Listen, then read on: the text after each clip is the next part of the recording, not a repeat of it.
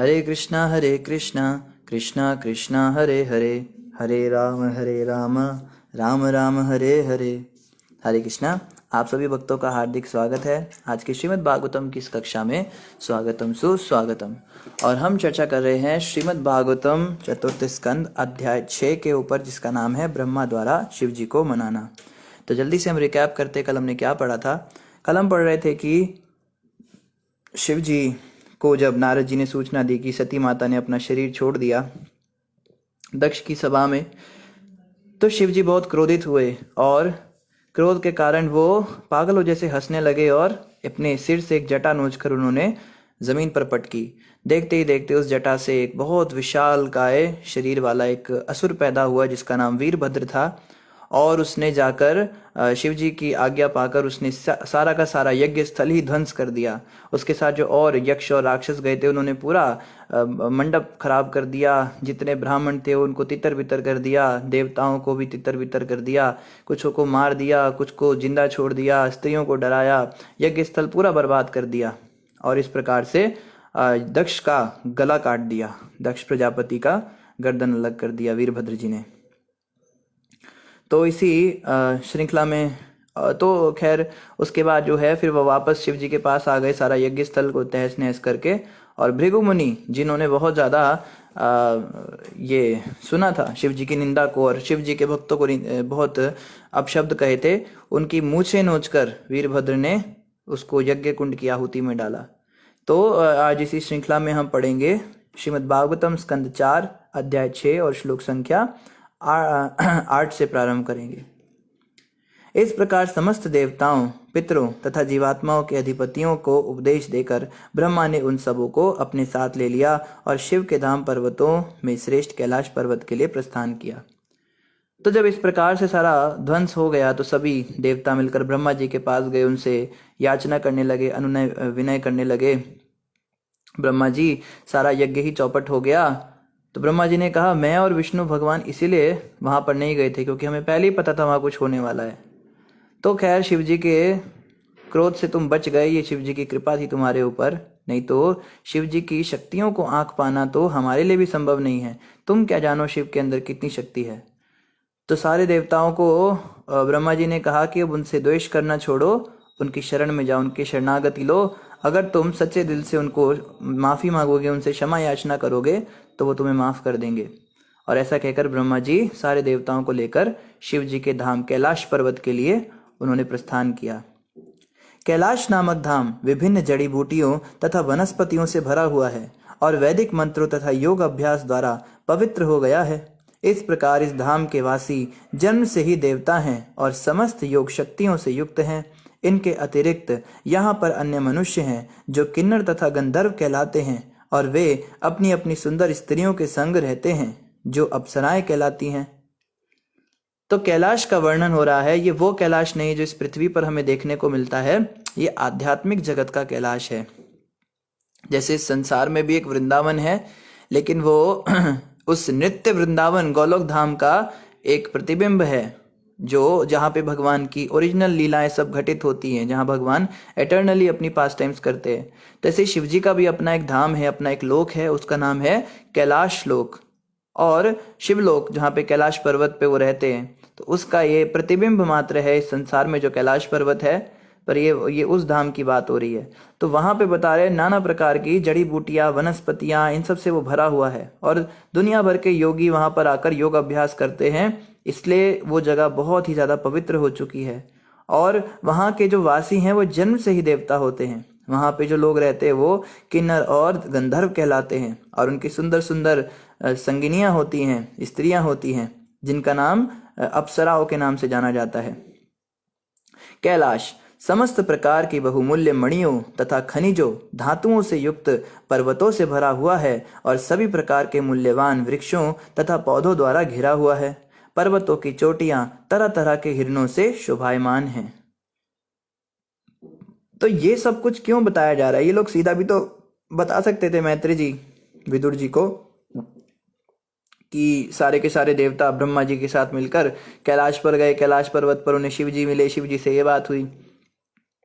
क्योंकि ये मनोकल्पित कथाएं नहीं हैं, इसलिए जब हम कोई फिल्म देखते हैं तो उसका पहला सीन कैसे शुरू होता है?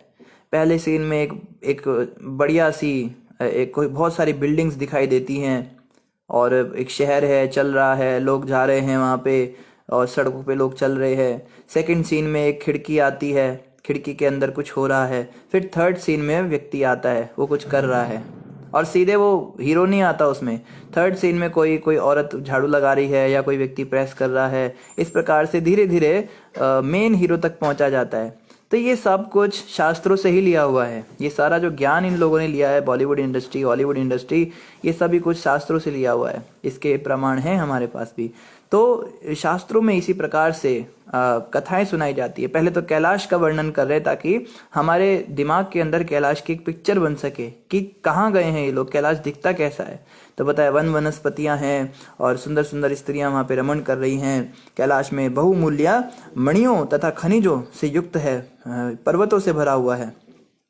बड़े बड़े सोने चांदी के पर्वत वहां पर हैं और इस प्रकार मूल्यवान वृक्षों तथा पौधों द्वारा घिरा हुआ है और पर्वतों की चोटियां तरह तरह के हिरणों से शोभायमान हैं। तो चोटियों पे हिरण घूम रहे हैं। इस प्रकार से मन में हमें एक फिल्म चलानी चाहिए अगर हम सच में उसको समझना चाहते हैं। उसके बाद क्या हुआ, वहां अनेक झरने हैं और पर्वतों में अनेक गुफाएं हैं जिनमें योगियों की अत्यंत सुंदर पत्नियां रहती हैं। तो वहां पे योगी और उनकी सुंदर सुंदर पत्नियां गुफाओं और पर्वतों में रहती हैं, झरनों के नीचे, गुफाओं के अंदर। इस तरह से वो लोग रहते हैं। उन लोगों का जीवन ऐसा होता है। वो योग साधनाएं करते हैं। वो भोगी नहीं होते, विषयी नहीं होते वो लोग। कैलाश पर्वत पर सदैव मोरों की मधुर ध्वनि तथा भौरों के गुंजार की ध्वनि सुनाई रहती है। तो वीडियो तो चल गई लेकिन ऑडियो भी ऑन कर दिया अब इन्होंने। मैत्री जी ने कहा कि अगर आप ऑडियो इमेजिन करना चाहते हो तो सोचो कि मोर पपीहे बोल रहे हैं और भौरे गुंजार कर रहे हैं, कोयलें सदैव कूजती रहती हैं और अन्य पक्षी परस्पर कलरव करते रहते हैं। तो कोयल की गूंज सुनाई देती है, कू कू ऐसे कोयल बोल रही है, मोर बोल रहे हैं। वहां पर सीधी शाखाओं वाले ऊंचे ऊंचे वृक्ष हैं जो मधुर पक्षियों को बुलाते प्रतीत होते हैं। तो जब कोयल इस तरह से कूकती है तो उसकी प्रतिध्वनि सुनाई देती है, वृक्षों के ऊपर से टकराकर आवाज वापस आती है, इस प्रकार से सुनाई देती है। तो ऐसा लगता है जैसे वो कोयल को बुला रहे हैं अपनी तरफ। जब हाथियों के झुंड पर्वतों के पास से गुजरते हैं तो ऐसा प्रतीत होता है मानो कैलाश पर्वत उनके साथ साथ चल रहा है। जब झरनों की प्रतिध्वनि सुनाई पड़ती है तो ऐसा प्रतीत होता है मानो कैलाश पर्वत भी सुर में सुर मिला रहा हो। तो कैलाश इतना सुंदर जगह है, वहां पे झरने बोल रहे हैं, मोर पपीहे गा रहे हैं, बहुत सुंदर वातावरण है। आप सोचिए, झरने की आवाज आ रही है, झरझर बह रहा है और इस प्रकार से लग रहा है जैसे पर्वत भी सुर में सुर मिला रहा हो। पूरा कैलाश पर्वत अनेक प्रकार के वृक्षों से सुशोभित है जिनमें से उल्लेखनीय नाम है। तो कुछ वृक्षों के यहाँ पे नाम दिए हैं: मंदार, पारिजात, सरल, तमाल, ताल, कोविदार, आसन, अर्जुन, आम्रजाति, कदम्ब, धूली कदम्ब, नाग, पुन्नाग, चंपक, पाटल, अशोक, बकुल, कुंद तथा कुर्बक। सारा पर्वत ऐसे वृक्षों से सुसज्जित है जिनमें सुगंधित पुष्प निकलते हैं। तो इनमें से कुछ पेड़ जो हैं वो इस संसार में भी देखने को मिलते हैं, कुछ स्वर्ग में भी देखने को मिलते हैं, पर कैलाश पर और भी बहुत सारे हैं जो कहीं देखने को नहीं मिलते। और उन पेड़ों के ऊपर नाना प्रकार के सुगंधित पुष्प हैं। अब मानो आपको 3D इमेजिनेशन करना है उसका, कि आप अंदर चले ही गए, आवाज तो आ रही, दिख भी रहा है। अब सूंघने की अगर कोशिश करो तो वातावरण में सुगंध है, सुगंध ही सुगंध बह रही है, पुष्पों की सुगंध बह रही है। वहां अन्य वृक्ष भी हैं जो पर्वत की शोभा बढ़ाते हैं, यथा सुनहरा, कमल पुष्प, दारचीनी, मालती, कुब्ज, मल्लिका तथा माधवी। कैलाश पर्वत जिन अन्य वृक्षों से सुशोभित है वे हैं कट अर्थात कटहल, गूलर, बरगद, पाकड़, न्यग्रोध तथा हींग उत्पादक वृक्ष। तो ये सब चीजें वहां पर बहुत उत्पादन होता है इनका। इसके अतिरिक्त सुपारी, भोजपत्र, राजपूग, जामुन तथा इसी प्रकार के अन्य वृक्ष भी हैं। वहाँ आम, प्रियाल, मधुक, महुआ तथा इंगुद या च्यूर इसके वृक्ष भी हैं। इनके अतिरिक्त पतले बांस, कीचक तथा बांसों की अन्य किस्में कैलाश पर्वत को सुशोभित करने वाली हैं। वहाँ कई प्रकार के कमल पुष्प हैं। तो कमल पुष्प में भी बहुत सारी वैरायटी है वहाँ पर। हमने तो यहाँ पे एक ही कमल देखा होता है, वो गुलाबी सा बंद रहता है, वो काला हो जाता है थोड़ी देर रखकर। पर देखो यहाँ पे कौन कौन से कमल हैं। कुमुद, उत्पल, शतपत्र, शतपत्र मतलब 100 पत्तों वाला कमल। वहाँ का वन अलंकृत उद्यान सा प्रतीत होता है और छोटी छोटी झीलें विभिन्न प्रकार के पक्षियों से भरी पड़ी है। तो झीलें वहाँ पर होती हैं जो अत्यंत मीठे स्वर से चहचहाती हैं। उन झीलों के ऊपर बहुत सारे पक्षी होते हैं जो बड़े मीठे मीठे स्वर से चहचहाते हैं। साथ ही कई प्रकार के अन्य पशु भी पाए जाते हैं, यथा मृग, बंदर, सुअर, सिंह, रीछ, शाही, नीलगाय, जंगली गधे, लघु मृग, भैंसे इत्यादि, जो अपने जीवन का पूरा आनंद उठाते हैं। तो वहाँ के जो जानवर है वो अपने जीवन का पूरा आनंद उठाते हैं। वहाँ पर तरह तरह के मृग पाए जाते हैं, यथा कर्णांत्र, एकपद, अश्वास्य, वृक तथा कस्तूरी मृग। इन मृगों के अतिरिक्त विविध केले के वृक्ष हैं जो छोटी छोटी झीलों के तटों को सुशोभित करते हैं। वहां पर अलकनंदा नामक एक छोटी सी झील है जिसमें सती स्नान किया करती थी। यह झील विशेष रूप से शुभ है। कैलाश पर्वत की विशेष शोभा देखकर सभी देवता वहां के ऐश्वर्य से अत्यधिक विस्तृत थे। तो हम समझ सकते हैं देवताओं ने जब उस ये जो जैसा वर्णन यहाँ पे आ रहा है ये सब देखा होगा तो कितने वो आनंद में आ गए होंगे। उस कैलाश पर्वत पर जाते किसी की तबीयत खुश हो जाए तो वहां पर जो वहां का जो कहते हैं ना हार्ट ऑफ द कैलाश, वहां का जो सबसे मेन अट्रैक्शन था वो था अलकनंदा नामक झील जहां पे सती माता स्नान किया करती थी। इस प्रकार देवताओं ने सौगंधिक नामक वन में अलका नामक विचित्र सुंदर भाग को देखा। तो वहां पे एक सौगंधिक नाम का वन था, उसमें एक विचित्र सा अलका नाम का सुंदर भाग था। वहां पे क्या था, यह वन कमल पुष्पों की अधिकता के कारण सौगंधिक कहलाता था। वहां पे बहुत सारे कमल के फूल खिलते थे तो वहां बड़ी सुगंधी आती थी उनकी। सौगंधिक का अर्थ है सुगंधी से पूर्ण। उन्होंने नंदा तथा अलकनंदा नामक 2 नदियां भी देखी। ये दोनों नदियां भगवान गोविंद के चरण कमलों की रज से पवित्र हो चुकी थी। भगवान गोविंद के चरण कमलों की धूल उन नदियों में पड़ी हुई थी, उनमें मिली हुई थी, इसलिए वो दोनों अत्यंत पवित्र हो चुकी थी, नंदा और अलकनंदा। हे क्षत्र, हे विदुर, स्वर्ग की सुंदरियां अपने अपने पतियों सहित विमानों से इन नदियों में उतरती हैं और काम क्रीड़ा के पश्चात जल में प्रवेश करती हैं तथा अपने पतियों के ऊपर पानी उलीचकर आनंद उठाती हैं। तो स्त्रियां जो हैं अपने पतियों पे पानी उछालती हैं उसके अंदर। स्वर्गलोक की सुंदरियों द्वारा जल में स्नान करने के पश्चात उनके शरीर के कुमकुम के कारण वह जल पीला या सुगंधित हो जाता है। अतः वहां पर स्नान करने के लिए हाथी अपनी अपनी पत्नी हथनियों के साथ आते हैं और प्यासे ना होने पर भी वे उस जल को पीते हैं। तो जब अप्सराएं उसमें से नहा के जाती हैं तो उनके शरीर पर जो कुमकुम लगा होता है उसके कारण पानी पीला और सुगंधित हो जाता है। तो हाथी भी सोचता है मैं भी अपनी पत्नियों के साथ आऊंगा, तो उसकी हथनियां भी आ जाती है। हाथी भी वही कर रहा है, सूंड में पानी भर के अपनी पत्नियों पे उछालता है। तो देखो जो ये जो प्रेम व्यवहार है, जो खेलकूद है, ये तो जानवरों और मनुष्यों में एक सा ही हो गया ना। पहले अप्सराएं अपने पतियों पे पानी उछाल रही थी, बाद में हथनियां अपने हाथी पे उछाल रही हैं। तो हम ये नहीं कह सकते कि ये श्रेष्ठ हैं। आनंद तो दोनों को एक सा ही मिल रहा है। तो इसीलिए कहा जाता है बस भक्ति ही जीवन है, क्योंकि वो जो है जानवर नहीं कर सकते। स्वर्ग के निवासियों के विमानों में मोती, सोना तथा अनेक बहुमूल्य रत्न जड़े रहते हैं। स्वर्ग के निवासियों की तुलना उन बादलों से की गई है जो आकाश में रहकर बिजली की चमक से सुशोभित रहते हैं।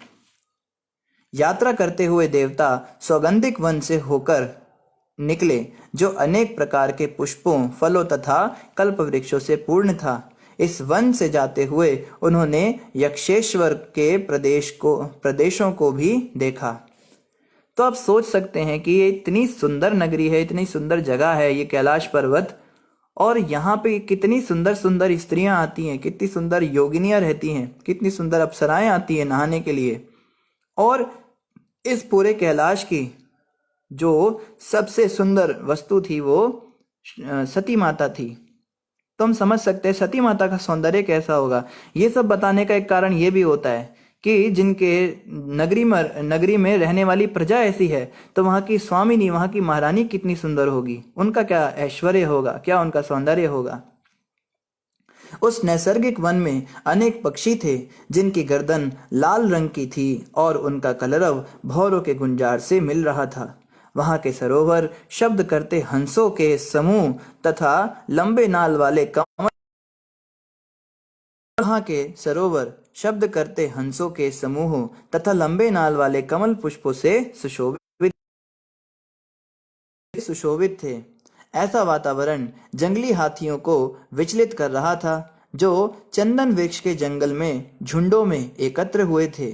बहती हुई वायु अप्सराओं के मनों को अधिकाधिक इंद्रिय भोग के लिए विचलित किए जा रही थी।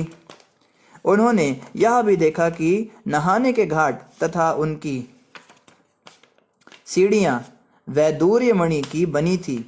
जल कमल पुष्पों से भरा था। ऐसी झीलों के निकट से जाते हुए देवता उस स्थान पर पहुंचे जहां एक वट वृक्ष था। अब जो है वो एक वट वृक्ष के पास पहुंचे, लोग सैर कर रहे हैं वहां पे सब मिलके।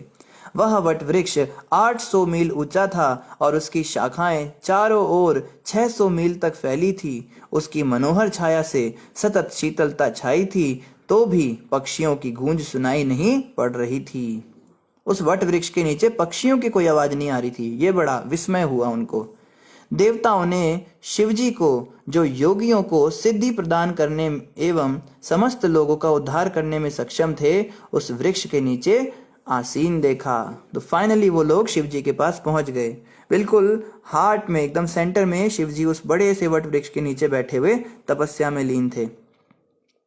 अनंत काल के समान गंभीर शिवजी ऐसे प्रतीत हो रहे थे मानो समस्त क्रोध का परित्याग कर चुके हों। तो शिवजी का चेहरा देखने में ऐसा लग रहा था जैसे क्रोध का पूरी तरह परित्याग कर चुके, एकदम शांत बैठे हैं। वहां पर शिवजी कुबेर, गुह्यकों के स्वामी तथा चारों कुमारों जैसी मुक्त आत्माओं से घिरे हुए बैठे थे। शिवजी अत्यंत गंभीर एवं शांत थे। तो कुबेर और गुह्यक के स्वामी, चतुर कुमार, ये सारी मुक्त आत्माएं शिवजी से घिरी हुई थी। शिवजी उन सभी के बीच में बैठे हुए थे और एकदम गंभीर और शांत। देवताओं ने शिवजी को इंद्रिय, ज्ञान, सकाम कर्मों तथा सिद्धि मार्ग के स्वामी के रूप में स्थित देखा। वे समस्त जगत के भिन्न हैं और सबके लिए पूर्ण स्नेह रखने के कारण वे अत्यंत कल्याणकारी हैं। शिवजी जो हैं वो कभी भी किसी का बुरा नहीं चाहते। शिवजी की एक खासियत है, शिवजी के मन में किसी के लिए भी दोष कभी आ ही नहीं सकता। वो हमेशा कल्याणकारी रहते हैं और वो इतने भोले स्वभाव के होते हैं। कोई व्यक्ति, जैसे एक बार एक असुर ने उनसे वरदान मांगा कि मुझे आप ऐसा वरदान दो, मैं जिसके सिर पे हाथ रखूं उसका सिर ही फट जाए, वो भस्म हो जाए। तो शिवजी ने कहा तथास्तु, भोले भाले स्वभाव के। तो उस असुर का नाम भस्मासुर पड़ गया। अब वो कहता है मैं टेस्ट करना चाहता हूँ कि आपने मुझे शक्ति दी है, ये काम भी करती है कि नहीं। तो वो शिवजी के पीछे ही भागने लगा। तो शिवजी इतने भोले भाले स्वभाव के हैं कि वो कई बार ऐसे वरदान भी लोगों को दे देते हैं जो बाद में उन्हीं के ऊपर अटैक कर देते हैं। पर उतने पर भी शिवजी ने उससे द्वेष भाव नहीं रखा, वो उसको मार नहीं रहे थे। तब विष्णु भगवान को वहां आना पड़ा। उन्होंने बड़ी चालाकी से उस भस्मासुर को मोहिनी बनकर, वो हंसने लगे उसको देखकर कि पहले तो मोहिनी रूप इतना ज्यादा मोहित करने वाला होता है, वो तो असुर तो पागल ही हो गया, शिवजी को तो भूल ही गया, वो उसको ही देखने लगा ये कहाँ से आई, और उस पर भी हंस रहे हैं। अब कोई स्त्री जो सुंदर है वो हंस रही हो और क्रीड़ा कर रही हो और नैन मटका रही हो, फिर आंखें चुराने लगे उससे, जैसे लज्जा कर रहे हैं, शर्म आ रही है देखने में और हल्के हल्के देख भी रहे हैं। तो वो असुर बिल्कुल पागल हो गया उसको देखकर, और शिवजी बड़े आनंद ले रहे हैं, देखो ये क्या हो रहा है। शिवजी कहते हैं ये हरि ही कर सकते हैं इस तरह का काम, ये तो भैया इससे पीछे छुड़ाना किसके बस का था। तो वो असुर आके कहता है देखो देवी, मैं कितना बड़ा असुर बन गया, मेरे पास इतनी शक्ति आ गई। तो वो हंसती हुई कहती है, तुमको किसने ये शक्ति दी? तो वो कहता है कि मुझे शिव जी ने वरदान दिया है, मैं जिसके सिर पे हाथ रखूंगा वो भस्म हो जाएगा, तुम मुझसे शादी कर लो और तुम्हें किसी का भय नहीं रहेगा। तो वो और जोर से हंसने लगी, वो विष्णु जी जो मोहिनी रूप में थे। कहते हैं, वो भांग का नशा करने वाला, उसने तुमको वरदान दिया? अरे उसने नशा कर रखा होगा, ऐसे झूठ मूठ बोल दिया होगा, ऐसे थोड़ा ना होता है। कहते हैं, नहीं नहीं नहीं, शिव जी ने मुझे कहा तथास्तु, ऐसा हो ही नहीं सकता, शिव जी का वरदान झूठा हो। कहती है, अगर तुम्हारे को इतना विश्वास है जरा अपने सिर पे हाथ रख के देखो। उसने तुरंत सिर पे हाथ रख लिया और भस्म हो गया वहीं पे। तो भगवान विष्णु क्योंकि मोहिनी रूप में थे ना, छल दिया उसको, उसको समझ में ही नहीं आया इसने क्या कहा। उस समय बस उसके नज़ारे देखने में वो व्यस्त था। तो ऐसे ऐसे काम जो हैं विष्णु जी और शिव जी की बड़ी सुंदर सुंदर लीलाएं होती रहती हैं। तो शिव जी बड़े भोले स्वभाव के हैं और बड़े ही अत्यंत कल्याणकारी हैं। वो सबके प्रति स्नेह रखते हैं। वे मृग चर्म पर आसीन थे और सभी प्रकार की तपस्याएं कर रहे थे। शरीर में राख लगाए रहने से वे संध्याकालीन बादल की भांति दिखाई पड़ रहे थे। उनकी जटाओं में अर्धचंद्र का चिन्ह था जो सांकेतिक प्रदर्शन था। वे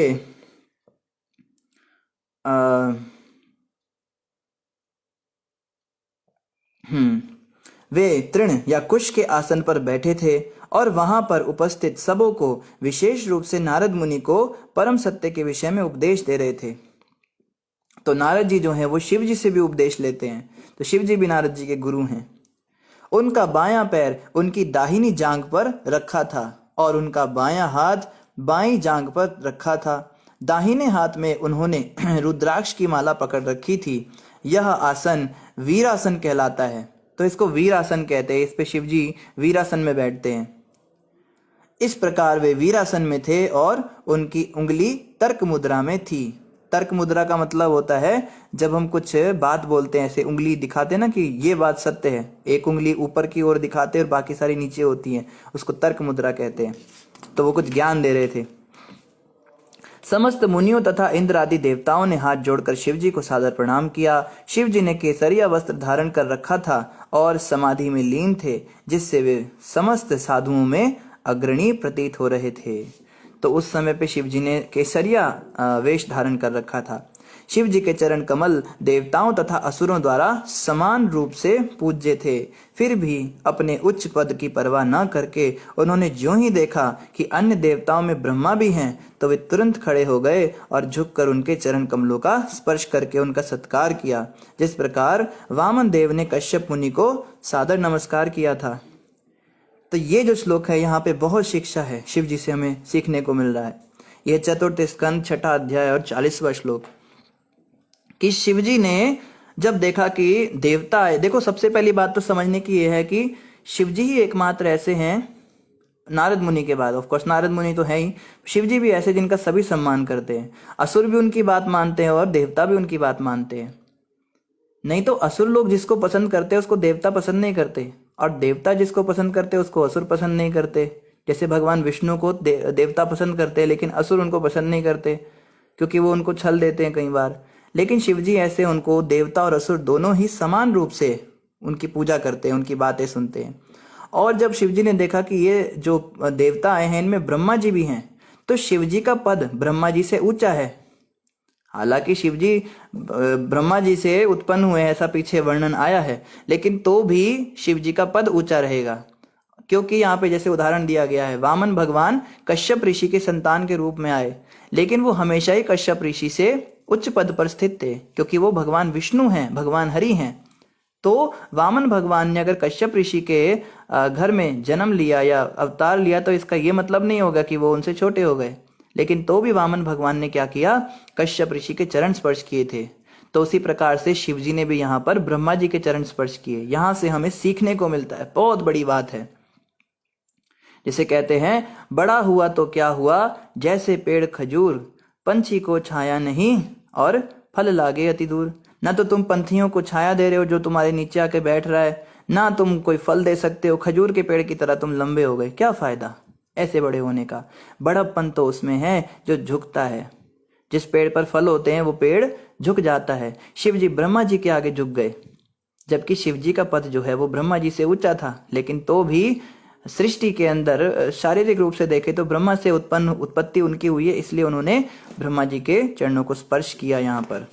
तो इससे बहुत शिक्षा मिलती है। हम तो सोचते हैं आप मेरे चरण स्पर्श करो, वो कहते नहीं आप करो। कहते वो मैं तुमसे उम्र में बड़ा हूँ, कहते मैं तुमसे भक्ति में बड़ा हूँ, मेरा पहले दीक्षा हुई है। तो ऐसे नहीं होता है, मैं ब्रह्मचारी हूँ, मैं गृहस्थी हूँ, ये लड़ाई वहाँ नहीं होती। ये दैवी आत्माओं से सीखना है हमें, विनम्रता किसे कहते हैं। शिव जी के साथ जितने भी ऋषि यथा नारद आदि बैठे हुए थे, उन्होंने भी ब्रह्मा को सादर नमस्कार किया। इस प्रकार पूजित होकर शिव से ब्रह्मा हंसते हुए कहने लगे। तो ब्रह्मा जी की जब पूजा शिव जी करने लगे तो ब्रह्मा जी को हंसी आ गई। किस बात पे हंसी आई? ब्रह्मवाच, ब्रह्मा ने कहा, हे शिव, मैं जानता हूं कि आप सारे भौतिक जगत के नियंता, दृश्य जगत के माता पिता और दृश्य जगत से भी परे पर ब्रह्म हैं। मैं आपको इसी रूप में जानता हूं। हे भगवान, आप अपने व्यक्तिगत विस्तार से इस दृश्य जगत की सृष्टि, पालन तथा संहार उसी प्रकार करते हैं जिस प्रकार मकड़ी अपना जाला बनाती है, बनाए रखती है और फिर उसका अंत कर देती है। तो ब्रह्मा जी यहाँ पे शिव जी की स्तुति कर रहे हैं। तो ब्रह्मा जी उनको ये रियलाइज कराना चाह रहे हैं कि ब्रह्मा जी को हंसी क्यों आई। देखो अभी आगे पता लगेगा। हे भगवान, आपने दक्ष को माध्यम बनाकर यज्ञ प्रथा चलाई है, जिससे मनुष्य धार्मिक कृत्य तथा आर्थिक विकास का लाभ उठा सकता है। आपके ही नियामक विधानों से चारों वर्णों तथा आश्रमों को सम्मानित किया जाता है, अतः ब्राह्मण इस प्रथा का दृढ़ता पूर्वक पालन करने का व्रत लेते हैं।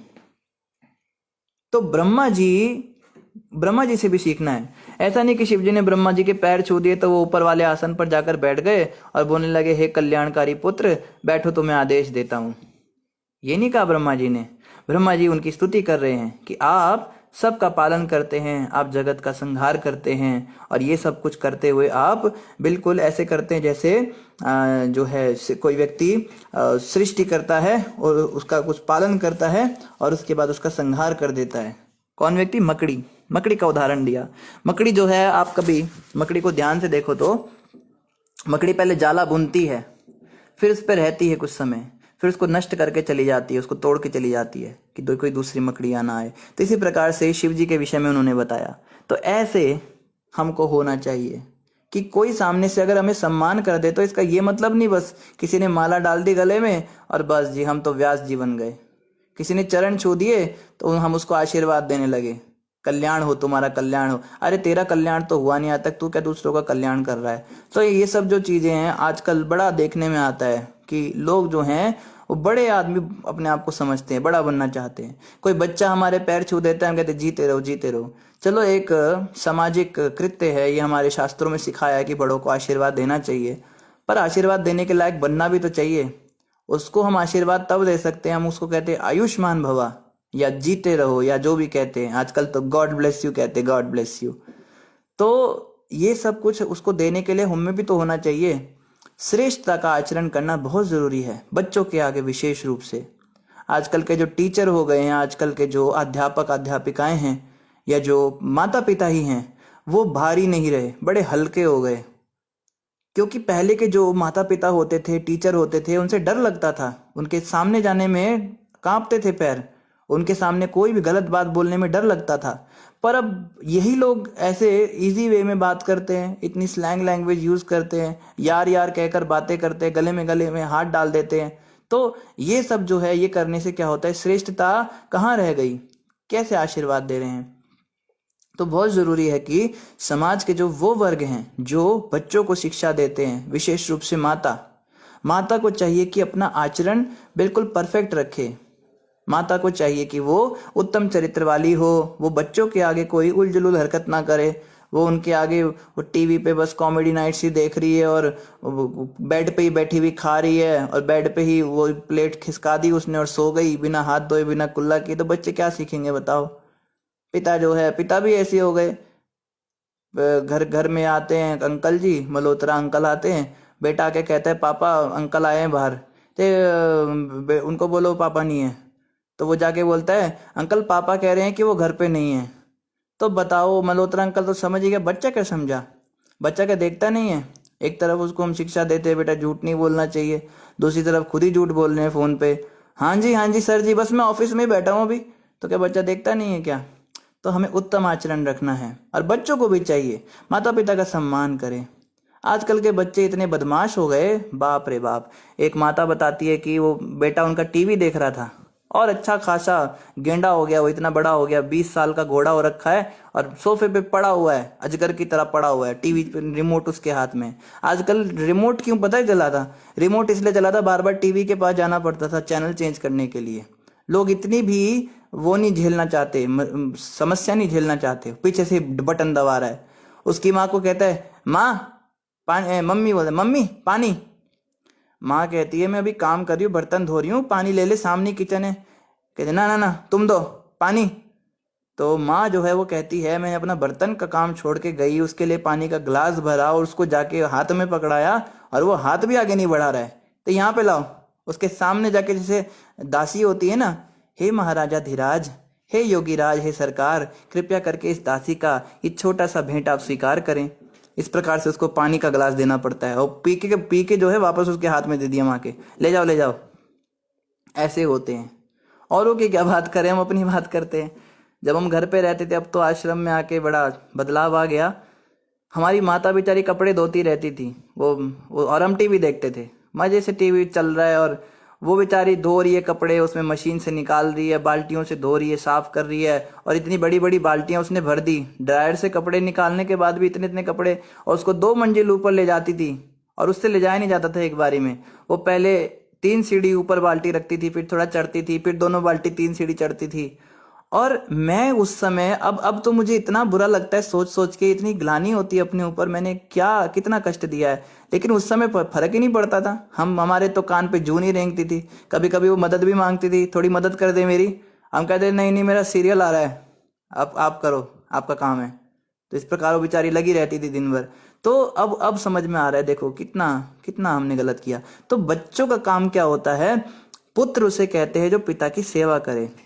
अगर पिता की सेवा नहीं करता तो वो पुत्र नहीं, वो बस मूत्र ही है, बस और कुछ नहीं है। क्या बताएं आपको, इसकी व्याख्या क्या करें।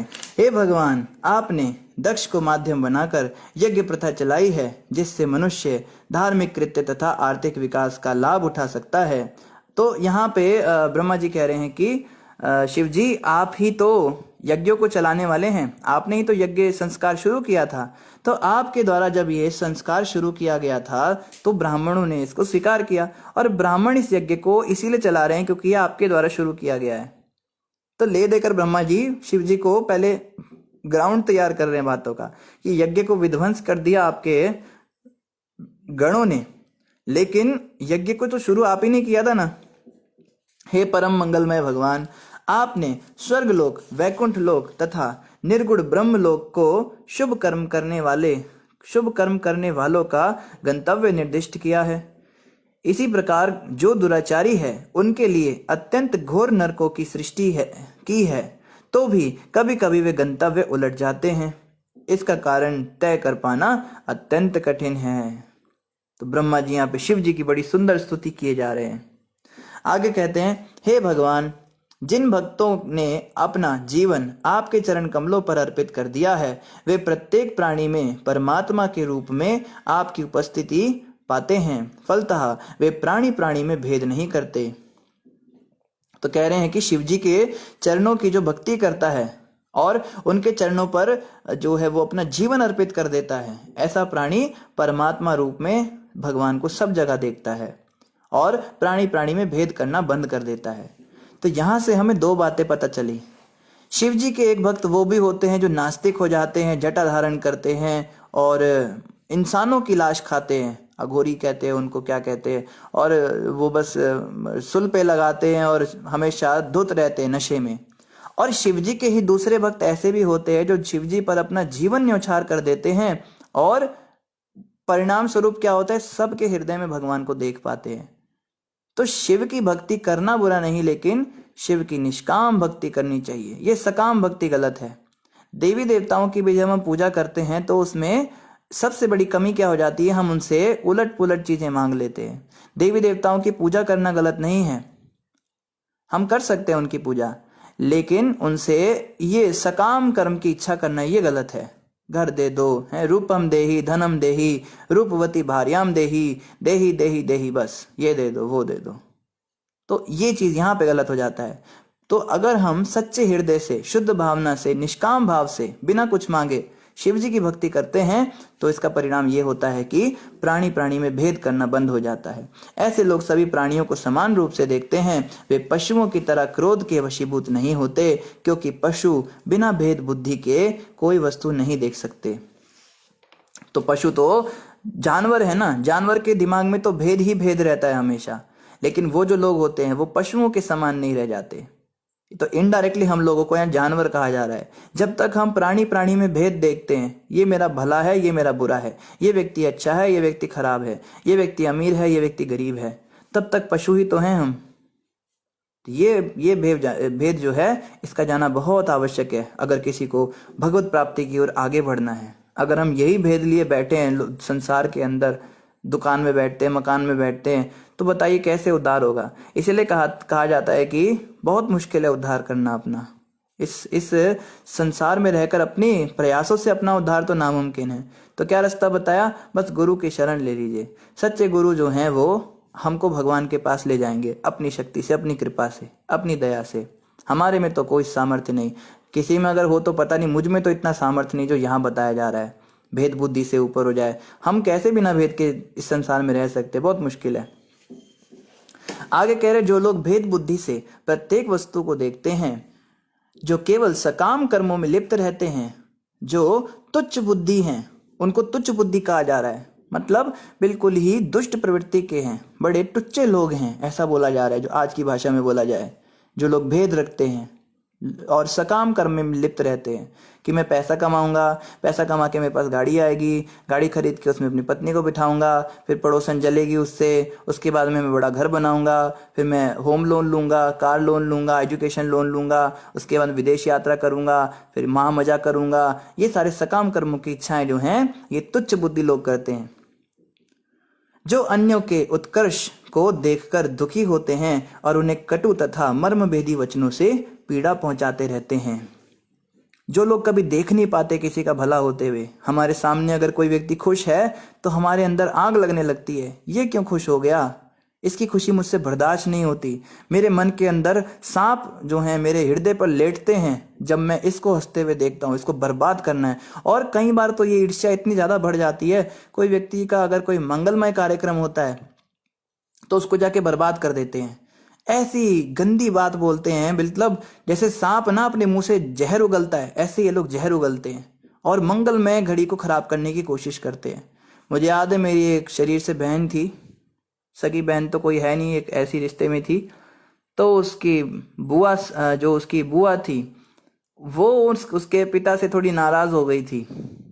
पता नहीं पिता से नाराज हुई थी या भाई से नाराज हो गई थी, क्योंकि उन्होंने कुछ पूछा नहीं उनको। तो उसके फेरे हो रहे हैं वहां पे, बहुत पूरा पंडाल लगा है, सब कुछ अच्छे से हो रहा है।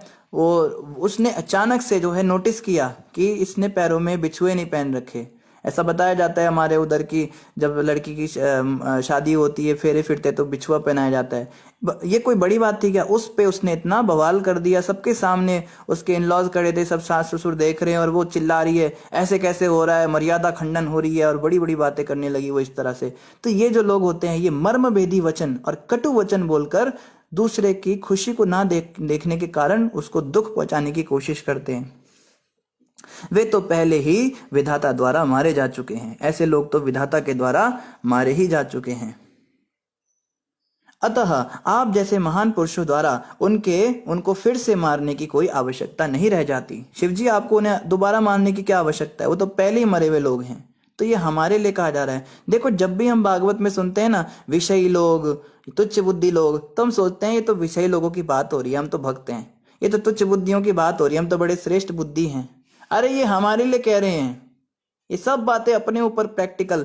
जब हमने ये उदाहरण दिया होगा ना बिछुए वाला, तो आप सबको याद आ गया होगा हमारे साथ भी किसी ने ऐसा किया है। अरे हमने कितनों के साथ किया, वो क्यों नहीं याद आता? वो कब याद आएगा?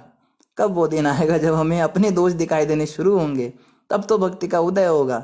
भक्त की जो बुद्धि होती है वो ऐसी होती है, उसको केवल अपने में दोष दिखते हैं, दूसरे में नहीं दिखते।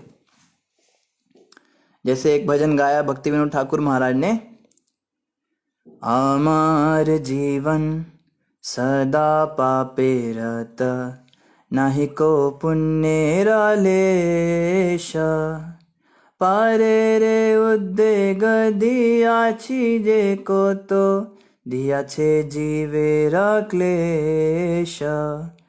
तो बांग्ला भाषा में बहुत सुंदर भजन है। कहते हैं मेरा जीवन तो बस पापों में ही पड़ा रहा, सारा जीवन मैंने पाप किया, ना ही को पुण्य रलेश। आप अगर मेरे जीवन की पूरी डिटेल में स्टडी करेंगे ना तो बहुत ज्यादा ढूंढने पर भी आपको लेश मात्र कोई पुण्य कार्य मिलेगा ही नहीं। ऐसा मेरा जीवन है। परे रे उद्वेग दिया छीजे को तो हमेशा दूसरों को मैंने दुख ही दिया है। दिया छे जीवेरे क्लेश, जीवों को कम हमेशा क्लेश ही दिया है, कला कलेश ही किया है मैंने। और इतना लंबा भजन है ये, इसमें इतने सारी वो अपनी बातें बताएंगे कि मैं हमेशा झूठ बोलता हूँ, हिंसा करता हूँ, गर्व से फूला रहता हूँ, दूसरे के सुख को देखकर मुझे बुरा लगता है, मेरे अंदर आलस्य है, प्रमाद है, काम वासना से भरा हुआ हूँ, क्रोधी हूँ, दम्भी हूँ, नियमों का अवहेलना करता हूँ, बहुत सारी बातें बताएंगे। लेकिन श्रील भक्ति विनोद ठाकुर महाराज भगवान के शुद्ध भक्त थे, उनमें इनमें से एक भी कोई गंदगी थी नहीं। लेकिन वो ये सब बता रहे हैं कि हम लोग इससे सीख सके, हमारे अंदर ये सब होती हैं। पर उन्होंने तो खैर यही भाव से गाया कि भक्त तो हमेशा अपने अंदर दोष ही देखते हैं, उनमें नहीं भी होता तो भी उनको अपने अंदर दोष दिखते हैं, ऐसे होते हैं भक्त। और एक हम भी हैं, इतने सारे दोषों से भरे पड़े हैं और हम बोलते हैं हाँ प्रभु जी सही कहा, मेरे साथ उसने ऐसा ही किया था, वो तो ऐसी ही है। वो प्रभु जी के बारे में पता है आपको? अभी सत्संग हो रहा था यहाँ पे मंदिर के अंदर, तो एक प्रभु जी की गलती से तारीफ कर दी हमने, थोड़ी सी कथा में, कथा चल रही थी तो उदाहरण दे दिया, इसलिए अब हमने उदाहरणों में नाम लेना बंद कर दिया। तो उस प्रभु जी का नाम ले लिया और वो कथा एक दूसरे प्रभु जी ने सुन ली। तो कथा के बाद जो है वो आए, प्रभु जी आप उनके बारे में बता रहे थे ऐसे ऐसे। मैंने कहा हाँ उनके विषय में मैंने ऐसे सुना है, वो ऐसा ये अच्छा गुण है उनमें। प्रभु जी आपको असलियत पता ही नहीं है, मैं आपको बताता हूँ, ये परम दिव्य रहस्य मैं अब आपके सामने खोलता हूँ, जिसको जानने के बाद कुछ जानने योग्य आपके लिए रह नहीं जाएगा। हमने कहा क्या दिव्य रहस्य बताइए? अरे वो ऐसा करता है, उसने लाइन लगा दी, बाप रे बाप, ये है उसमें, वो है। और माताओं का तो और भी बुरा हाल हो जाता है, किसी माता क्या कि दूसरी माता की तारीफ कर दो बस। एक माता जी सेवा कर रही थी मंदिर में, तो कुछ साफ सफाई की सेवा कर रही थी, तो उसके सामने एक भक्त ने बोल दिया आप तो बड़ी अच्छी सफाई कर रहे हो, लेकिन जो कल वाली माता आई थी वो तो बहुत बढ़िया सफाई करके गई थी। बस ये कहना था, पता नहीं उसका क्या, उसके अंदर चार्जर लग गए, बूस्टर लग गए, वो फटाफट उसने ऐसा चकाचक कर दिया, देखने लायक हो गया सब कुछ। फिर आगे बोली नहीं, मन में तो सोच रही होगी कि अब देखती हूँ ये कैसे उसकी तारीफ करेंगे। तो हमारे अंदर जो है ये बड़ी कमी है कि जब भी कोई यहाँ पे बात बताई जाती है, मरम भेदी वचन बोलता है, कटु वचन बोलता है, तो हम दूसरों के बारे में सोचते हैं। ये अपने ऊपर इम्प्लाई करने वाली बातें हैं, दूसरों के बारे में नहीं सोचना ऐसा। हे भगवान, यदि कहीं भगवान की दुर्लंघ्य माया से पहले से मोहग्रस्त भौतिकतावादी संसारी कभी कभी पाप करते हैं, तो साधु पुरुष दया करके इन पापों को गंभीरता से नहीं लेता। ब्रह्मा जी कहते हैं आपके जैसे जो साधु पुरुष हैं, अगर उनके सामने कोई ऐसे लोग कोई पाप कर्म कर देते हैं तो उसको आप जैसे बड़े साधु लोगों को गंभीरता पूर्वक नहीं लेना चाहिए। तो यानी ब्रह्मा जी जो ये बातें बोल रहे हैं वो देवताओं के लिए बोल रहे थे कि ये हैं तो देवता, श्रेष्ठ ऋषि मुनि हैं, पर ये नाना प्रकार के इनमें भी दोष हैं, उसके कारण इनसे पाप हो गया। तो आपके जैसे साधु को चाहिए कि इनके पापों को गंभीरता पूर्वक ना लें। और देखो शिव जी ने तो कभी गंभीरता से लिया ही नहीं था, शिव जी ने कभी इनके खिलाफ कोई बात नहीं करी थी। ये तो उनके गण थे जिन्हें गुस्सा आया था, और उन्होंने श्राप प्रति श्राप, और फिर सती माता का देह त्याग हुआ तो शिव जी कंट्रोल नहीं कर पाए, इसलिए सब हुआ। नहीं तो शिव जी ने कभी किसी का बुरा चाहा ही नहीं था। तो भी ब्रह्मा जी इस बात को बता रहे हैं कि आपको चाहिए कि, अब शिव जी को डायरेक्टली तो नहीं बोला उन्होंने, वो कहते साधु पुरुषों को चाहिए कि ऐसे लोगों के पापों को गंभीरता से ना ले। यहाँ पे भी हमें बहुत समझना है, ये बात उन भक्तों के लिए कही जा रही है जो प्रचार में लगे हुए हैं, जो प्रचार करते हैं, आगे लोगों को उपदेश देते हैं, जो गीता का ज्ञान वितरित करते हैं, जो जप कराते हैं लोगों को, जो लोगों को पुस्तकें पढ़ाते हैं या जो प्रवचन करते हैं। उनको चाहिए कि उनके अंदर सहनशीलता होनी चाहिए। जो नया नया भक्त आ रहा है वो तो बाहर से आया ना, बाहर के संसार से आया है, तो उसके अंदर तो पाप होंगे ही होंगे। अगर वो हमारे पास आकर कोई गंदी भाषा का प्रयोग करके कभी हम पे गुस्सा कर रहा है, कभी हम पे दंभ कर रहा है, कभी अहंकार दिखा रहा है, तो हमें सहन करना चाहिए। हमें ये नहीं सोचना चाहिए तू कल का छोकरा, तू 4 दिन तेरे को हुए नहीं या भक्ति में, तुझे पता है मैं दीक्षित हूँ, मेरे को ब्राह्मण दीक्षा मिली हुई है, मैं इतने साल से जप कर रहा हूँ, तुझे पता है मैं 16 माला करता है, तू कितनी माला करता है? वो तो कहता है मैं तो 1 माला भी नहीं करता। हाँ तो फिर नीचे बन के रहे, तू क्या मेरे आगे बड़ी बड़ी बातें करता है, अभी तेरे को बताता हूँ। इस प्रकार से क्रोध करना निरर्थक है, उसको सहन करना पड़ता है। नया नया जो भक्त होता है उसको नियम भी पता नहीं होते। अब एक माता थी बेचारी, वो मंदिर में आई, उसका सिर ढका हुआ नहीं था। तो बाहर की औरतें कहाँ सिर ढकती हैं, उनको पता ही नहीं होता है सब। तो एक माता जी को बड़ा खटक गई ये बात और सीधा उसके पीछे ही पड़ गई कि तुमको इतना भी अकल नहीं है, वहां पे वैष्णव हैं, गुरु हैं, तुमने सिर नहीं ढक रखा है, ये है वो है, गंदी स्त्रियां होती हैं जो ये काम करती हैं। वो इतनी परेशान हो गई, वो दोबारा दिखी नहीं मंदिर में कभी। इसे कहते हैं लठमार प्रचारक। ऐसा लठ मारते हैं कि प्रचार के नाम पे वो तोड़ ही देते हैं बंदे को जोड़ने की बजाय। एक बार एक व्यक्ति मंदिर में आया, वो प्रसाद ले रहा था। तो प्रसाद लेने का सामान्य नियम ये होता है कि जब हम प्लेट में प्रसाद लेते हैं तो दाहिने हाथ से ही प्रसाद लेना चाहिए, बायां हाथ हमें छूना नहीं चाहिए प्लेट को। घरों में भी इसका पालन कर सकते हैं सभी, सामान्य रूप से आप सभी इसका पालन कर सकते हैं कि बाएं हाथ को हमें छूना नहीं होता प्लेट में, वो हम साफ रखते हैं ताकि और एक्स्ट्रा हमें कुछ लेना हो तो रोटी वगैरह हम बड़े बर्तन से निकाल कर प्लेट में डाल दें, वो झूठा नहीं होता हाथ। अब वो जो था वो नया नया था, वो दोनों हाथों से खा रहा है। तो ये बगल में बैठा है एक, ये पुराना भक्त, ये पहले तो सहन कर रहा है, उसको कुछ नहीं बोला इसने, चलो दोनों हाथ से खा रहा है। अब इसने क्या किया, इसको पता नहीं था, इसने अब घर में जैसे करता था, फिर एक खड़ा हुआ और बड़े बर्तन से इसने सब्जी लेनी शुरू करी। और एक हाथ से तो उसने वो कटोरा पकड़ा, दूसरे हाथ से करछी। अब इसका जो है गुस्सा भड़क गया है, दुर्वासा मुनि की तरह चिल्लाने लगा, कुछ नहीं आता है तुमको, कुछ नहीं आता है, क्या सीखा तुमने, दोनों हाथ झूठे कर दिए, सारा झूठा कर दिया, तुम्हारा प्रसाद बन गया, वो किसको खिलाओगे, कोई नहीं खा सकता, और चला गया वहां से गुस्सा करके। अब ये बेचारा ना तो खाने लायक रहा, ना खाने लायक रहा बेचारा। तो इसको हमने बिठाया, भाई खा ले तो उसको बाद में देखेंगे। तो इसको लठमार प्रचार कहते हैं, ऐसा नहीं करना चाहिए, नए भक्तों को सहन करना चाहिए। तो यहाँ पे ब्रह्मा जी कह रहे हैं कि ये जो देवता हैं इनसे गलती हो गई शिव जी, अब आप जो है इनकी बातों को गंभीरता पूर्वक मत लीजिए। यह जानते हुए कि वे माया के वशीभूत होकर पाप कर्म करते हैं, वह उनका प्रतिघात करने में अपने शौर्य का प्रदर्शन नहीं करता। तो अपने शौर्य का प्रदर्शन हमें नए भक्तों पर नहीं करना चाहिए। और बहुत एक और बड़ी अच्छी बात यहाँ पे प्रभुपाद जी की, गुरु महाराज जी की कृपा से प्रेरणा बहुत अच्छी हो रही है।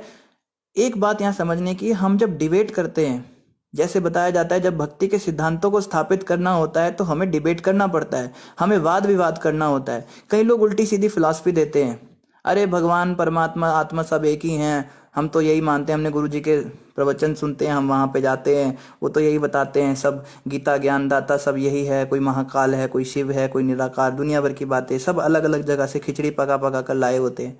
तो ऐसे में उनको अब हमें भक्ति सिखानी तो है, तो बहुत ज़्यादा जरूरी होता है कि हमें उनको डिफीट नहीं करना।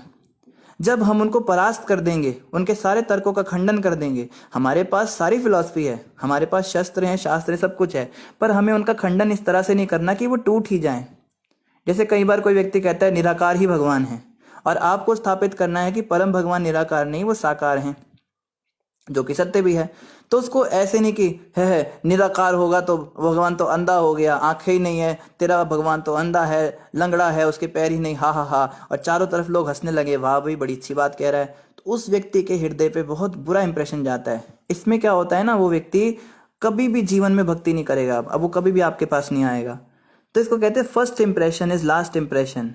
नए भक्त के ऊपर हमें ऐसा इंप्रेशन डालना है, वो कह रहा है निराकार ही भगवान है, तो हम कहेंगे हाँ तुम्हारी बात अच्छी है, तुम कभी गीता पढ़ा करो थोड़ा, तुम ये भगवत गीता यथारूप है, इसको पढ़ के देखो, इसमें बड़ा अच्छा लिखा हुआ है, तुम इसको पढ़ो, हम उसको प्रसाद खिलाएं, लो प्रसाद खाओ। तुम महामंत्र का जाप करते हो, वो कहेगा नहीं नहीं निराकार भगवान। चलो ठीक है भाई, तुम्हारी बात निराकार भगवान है, कोई बात नहीं, लेकिन तुम ये प्रसाद तो खा ही सकते हो ना, जप तो कर ही सकते हो ना। एक बार हम पुस्तक वितरण कर रहे थे ट्रेन के अंदर, तो एक माता जी बैठी हुई थी और उसके पति बैठे हुए थे, वो दोनों शायद ब्रह्म कुमारी इसके साथ जुड़े हुए थे। तो मुझे पता नहीं था, मैं उनको भगवत गीता दिखाने लगा, मैंने कहा ये कृष्ण भगवान है, परम भगवान, ऐसा ऐसा मैं बताने लगा। तो वो एकदम से उसका मुंह खराब हो गया उस औरत का, वो कहती है कि कृष्ण भगवान नहीं है, शिव भगवान है, कृष्ण उनके बच्चे हैं। तो मैंने कहा कि ठीक है, कृष्ण उनके बच्चे ही सही, तो जब तुम बाप का नाम लोगे और बच्चे का नाम नहीं लोगे तो बाप को अच्छा लगेगा क्या? तो वो सोच में पड़ गई। तो कहती है कि फिर भी मैं ओम शांति ही बोलूंगी।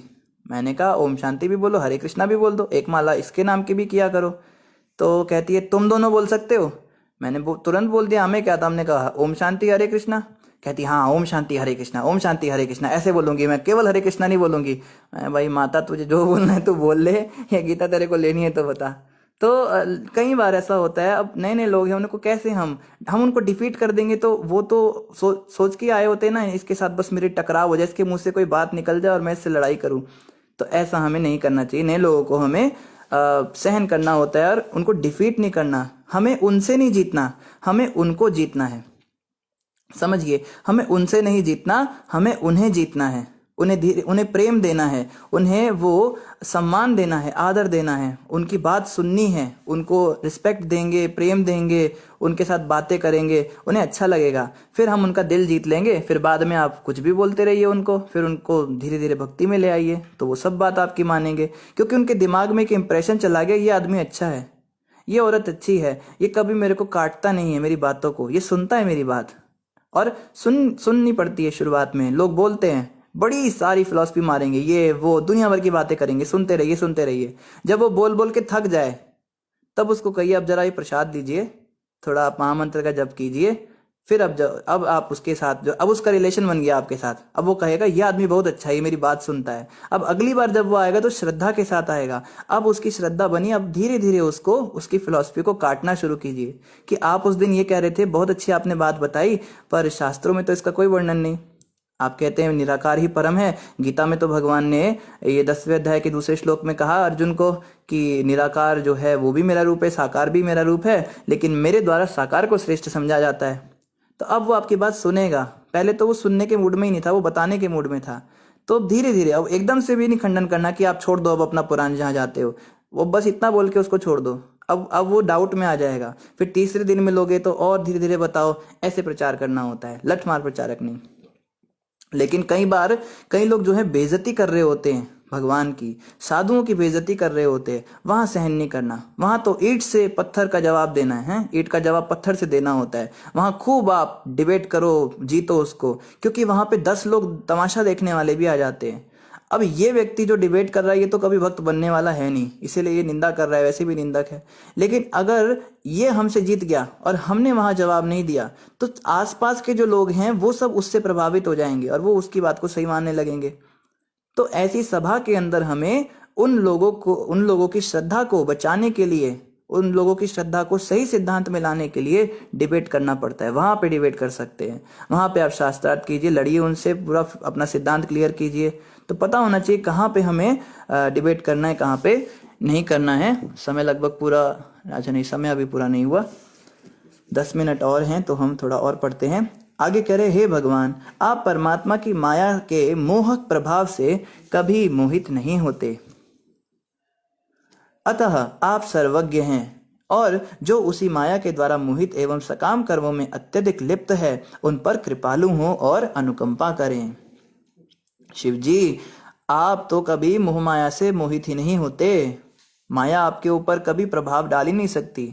तो आपको चाहिए कि जो लोग माया से प्रभावित हैं उनके ऊपर आप कृपालु हो और उन पे अनुकंपा करें, उन पे कृपा करें।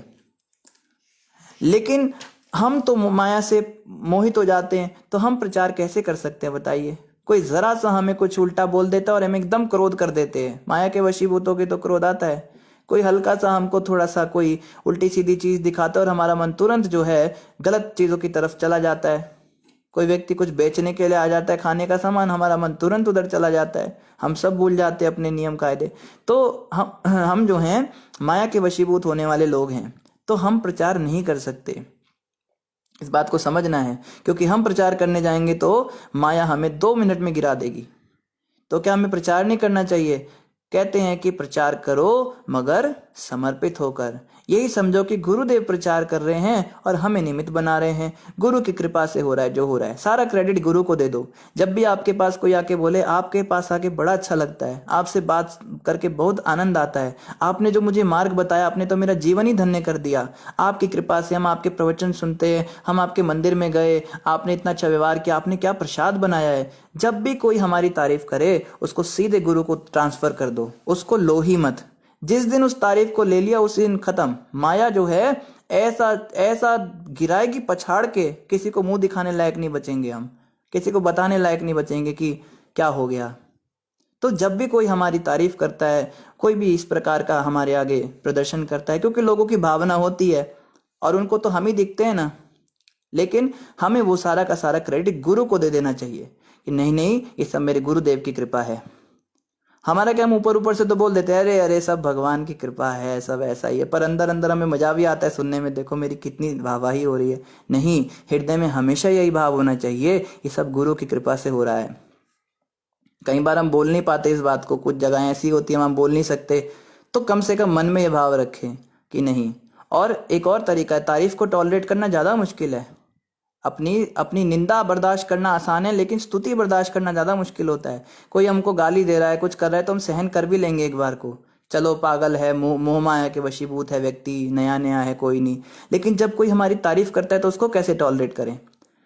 तो एक टेक्निक ये बताई एक भक्त ने हमको, हमने आजमाई, बड़ी अच्छी टेक्निक है। जैसे कोई कहे कि आप बहुत सुंदर प्रवचन करते हैं, तो तुरंत अपने दिमाग में उसका उल्टा सोचिए कि हमारी इस वाणी को सुन के कितनों की बुद्धि थनक गई है, हमने कितनी बार इस जीभ से कितनों के दिल तोड़े हैं, कितनों का दिमाग खराब किया है, इस मुंह से कितने गंदे गंदे श्लोक उच्चारण किए हैं।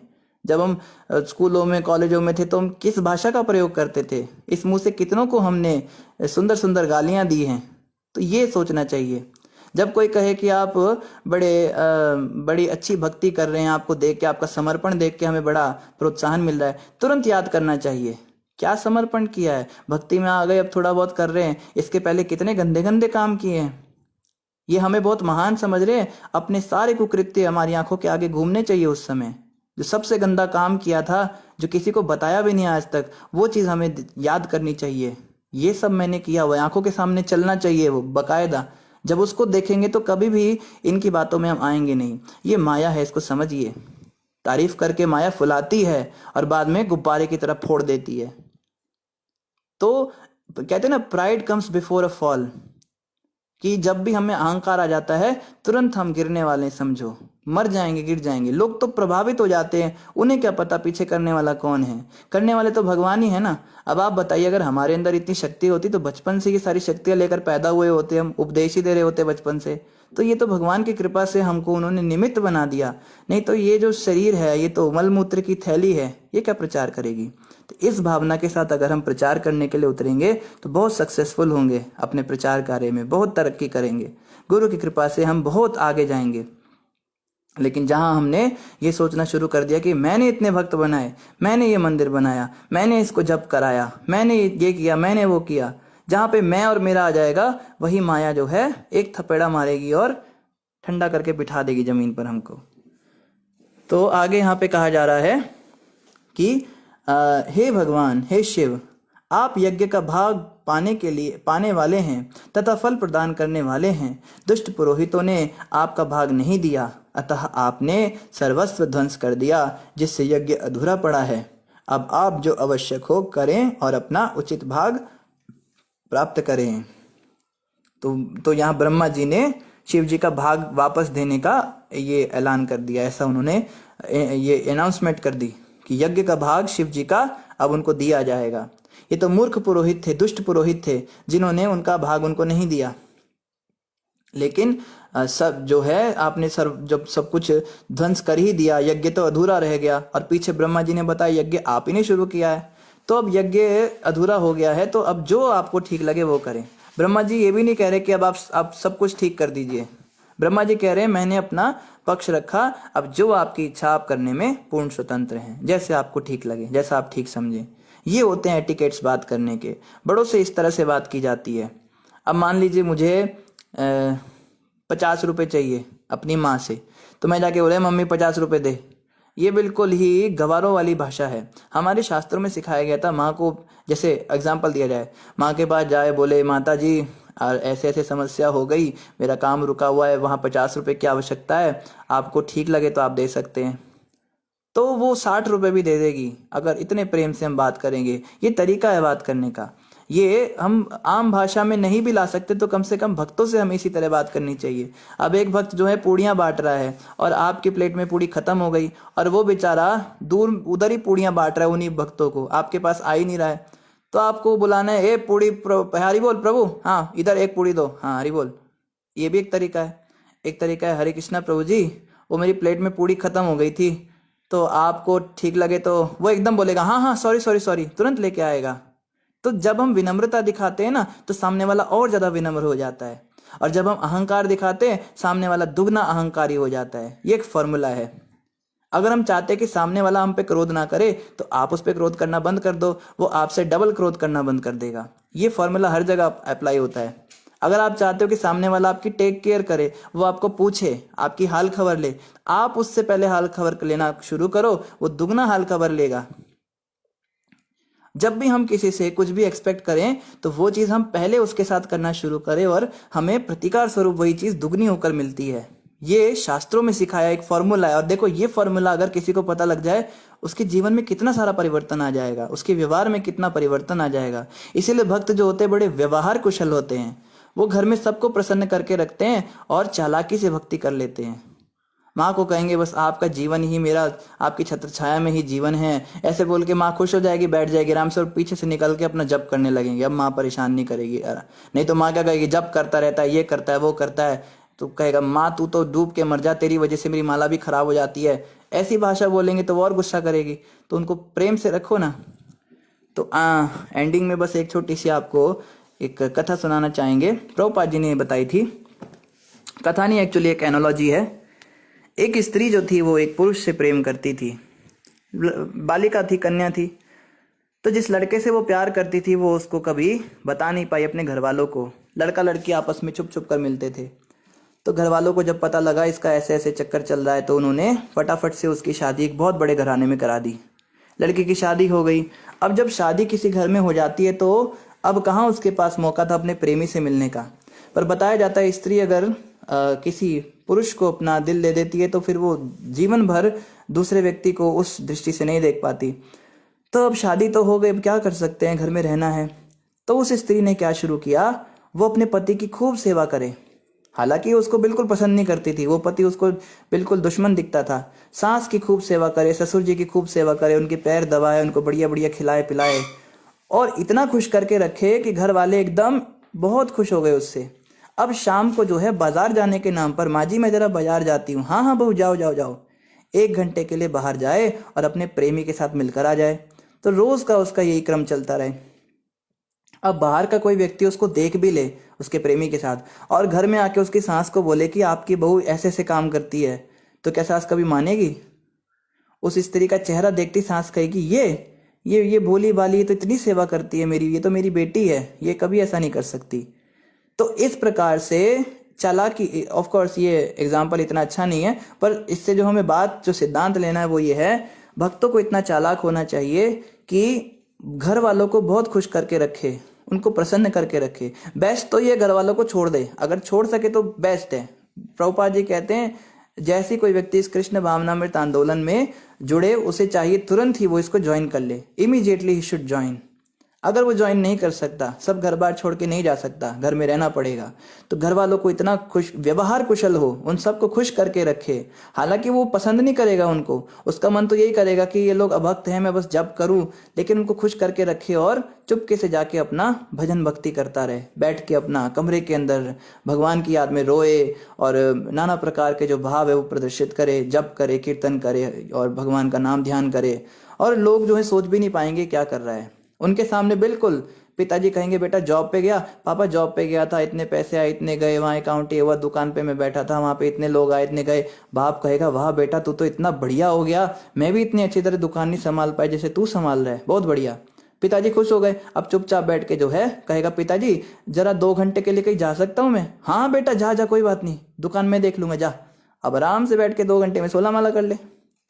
माता जी को खुश करके रखे, ये पत्नी को खुश करे, पत्नी पति को खुश करे, अगर अभक्त हैं तो ये जो है एनालॉजी है, इसको हमें समझना है। तो इन्हीं शब्दों के साथ आप सभी का धन्यवाद। आगे हम कल यहीं से कंटिन्यू करेंगे कि आगे फिर ब्रह्मा जी ने शिव जी को कैसे कन्विंस किया और फिर शिव जी ने वापस यज्ञ की स्थापना की और सती माता का जो शरीर था उसका क्या हुआ आगे, ये सब हम कल पढ़ेंगे।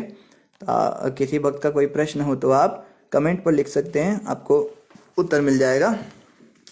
कृष्णा एंड वाइस कह रही हैं, हरे कृष्णा प्रभु जी, हमें पता है कि कृष्ण भगवान हैं और शिव जी को भी भगवान संबोधित किया जाता है, ऐसा क्यों?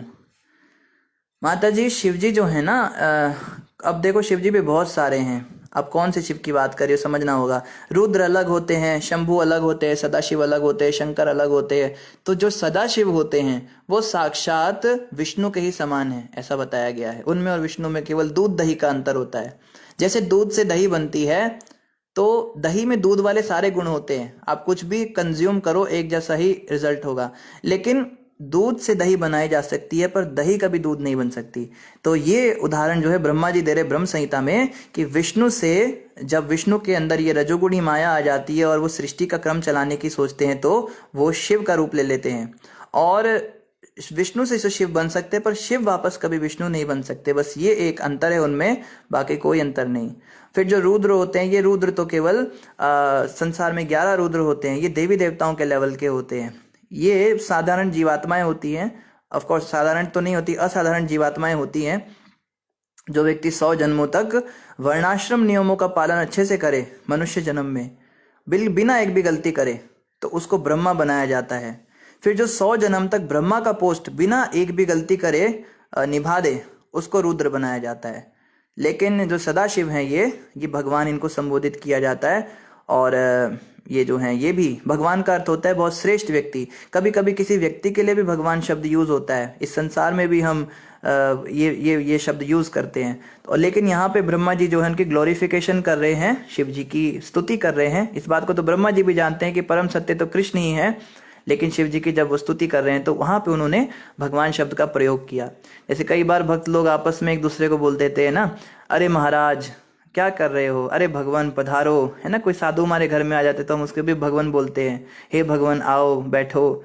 तो इसका ये मतलब थोड़ा ना कि वो भगवान बन गए। तो स्तुति करने के लिए कभी कभी हम इन शब्दों का प्रयोग कर सकते हैं, और शिव जी जो हैं वो तो इसके सर्वथा योग्य हैं। वैकुंठ दास जी कह रहे हैं, जय हो मेरे राधा रमन जू, कोटि कोटि दंडवत प्रणाम आपके चरण कमलों में और आपके भक्तों के चरण कमलों में भी। तो राधा रमन जी की जय हो वैकुंठ प्रभु। ठीक है, कोई प्रश्न और नहीं है। इन शब्दों के साथ में आप सभी का धन्यवाद। ग्रंथराज श्रीमद् भागवतम महापुराण की जय, जगत गुरु श्रील प्रभुपाद की जय, गौर भक्त वृंद की जय। हरे कृष्णा।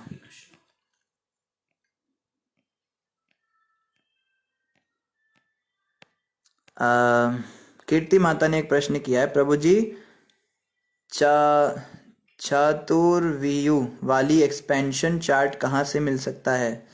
कीर्ति माता, ये आपको इंटरनेट पे ऑनलाइन मिल जाएगा, और आप किसी निकटवर्ती इस्कॉन टेम्पल से इसको ले सकते हो। उसमें बताया बलराम जी से ये अनिरुद्ध, प्रद्युम्न, संकर्षण और वासुदेव निकलते हैं, ये 4 उनसे निकलते हैं। और उसी समय बलराम जी से एक 5वां एक्सपेंशन भी निकलता है जो सदाशिव होते हैं।